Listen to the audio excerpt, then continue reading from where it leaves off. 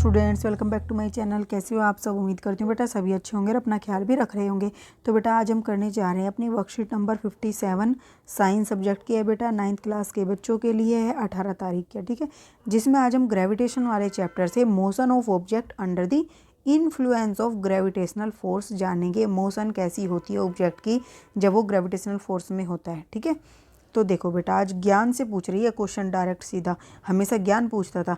Can you tell if I drop a ball of iron and another ball of plastic of same size in vacuum from the same height, which one will fall and reach the ground first? तो कौन सी इनमें से पहले पहुंचेगी अगर मैं दोनों को उछालूं, लोहे की भी और प्लास्टिक की भी।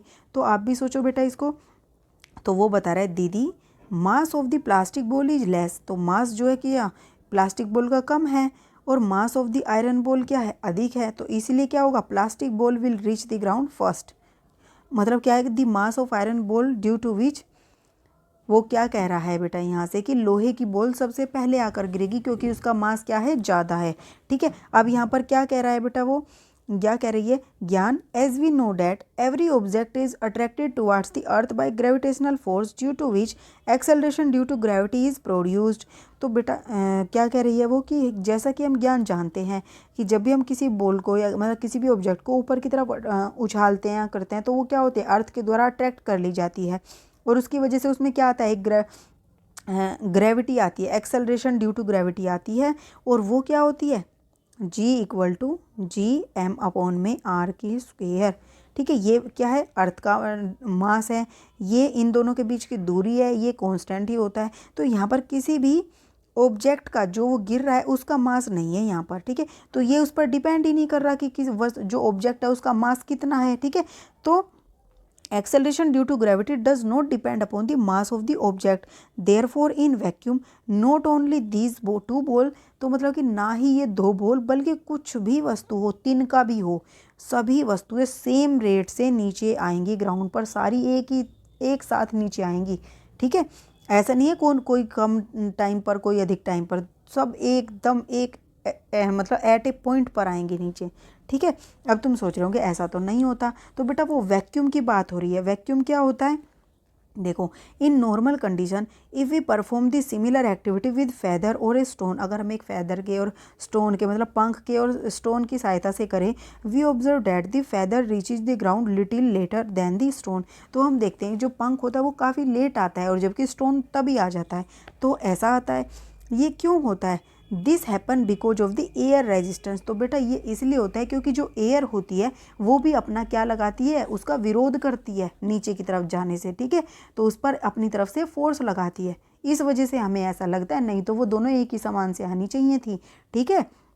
अब कैसे लगाती है, तो देखो कभी तेज हवा चलती है तो तुम देखते होंगे, तुम उसके विपरीत चलोगे तो क्या होगा, वो तुम्हें पीछे की तरफ धकेलती है ना, ऐसा महसूस किया होगा तुमने। तो बस वही करती है वो। तो जिसका भार ज़्यादा होगा, अब तुम ये सोचो एक यहाँ पर मीडियम साइज का कोई व्यक्ति खड़ा और एक उससे अगर ताकतवर आता है तो क्या उसको रोक सकता है आगे जाने से, नहीं रोक सकता। लेकिन अगर इससे कमज़ोर आ गया तो उसे तो वो आसानी से रोक सकता है। तो कमज़ोर क्या है, फेदर है, तो वो एयर क्या करेगी, उसको रोक देगी और जो स्टोन है उसको नहीं रोक पाएगी। तो the resistance offered by air to the feather is more than the resistance offered to the stone due to which falling speed of the feather is slower than the stone. तो इसलिए हमें ऐसा लगता है कि जो उसकी स्पीड होती है फेदर की, पंख की, वो कम है किसकी बजाय, स्टोन की।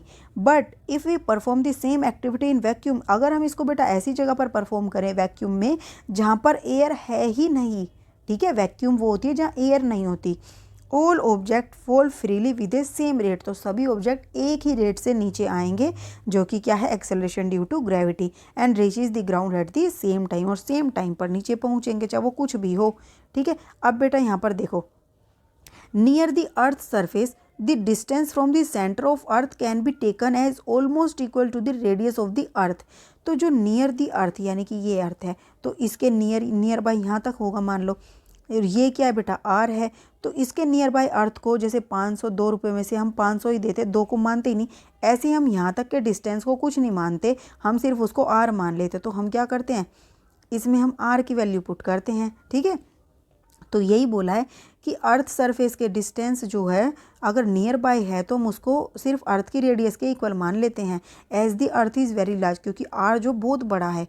सो the value of g is consider constant and near the surface of, इसलिए क्या होगी, जी भी कॉन्स्टेंट हो जाएगी, क्योंकि बेटा क्या ये आर चेंज नहीं होगा, एम चेंज नहीं होगा, जी चेंज नहीं, तो ये तो हर बार कॉन्स्टेंट ही आएगी उसके नियर बाय।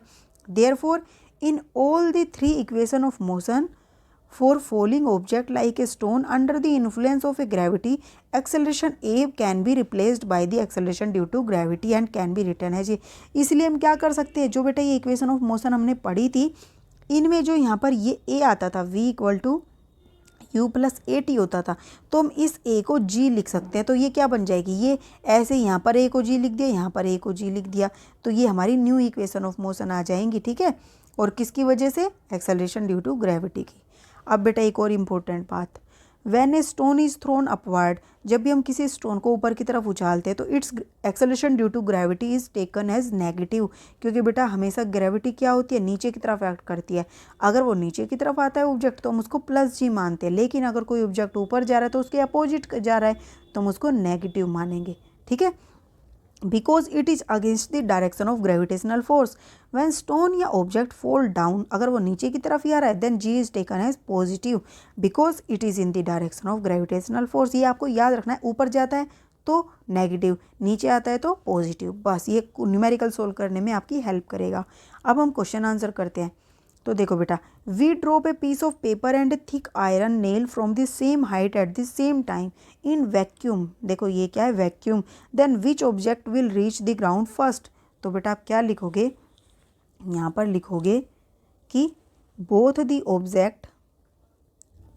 ऑब्जेक्ट रीचेज, ठीक है, या फिर will reach, both the object will reach at the same time because in vacuum there is no air resistance।